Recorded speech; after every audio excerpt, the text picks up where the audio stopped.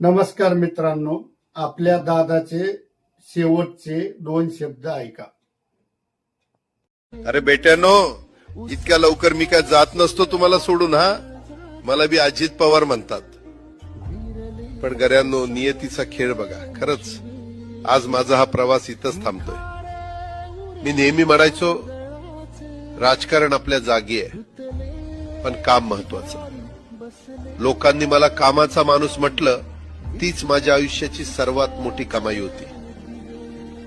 आज निरोप घेताना मन खूप जड आहे, पण एक समाधान आहे की शेवटच्या श्वासापर्यंत मी तुमच्यासाठीच धावत होतो. मी तुम्हाला शब्द दिला होता, जोपर्यंत माझे हातपाय चालतात तोपर्यंत तुमचं भलं करण्यासाठी मी झटत राहील. नियती बघा कशी असते. आज माझ्या हक्काच्या बारामतीच्या मातीत तुमच्या सेवेसाठी येत असतानाच माझे हातपाय कायमचे विसावले. पण मला अभिमान वाटतोय की मी रिकाम्या हाताने नाही, तर तुमच्या कामाची फाईल छातीशी धरूनच या जगाचा निरोप घेतो. शेवटच्या क्षणीही माझ्या डोळ्यासमोर फक्त तुमचा चेहरा होता. माझा स्वभाव थोडा रोखठोक होता.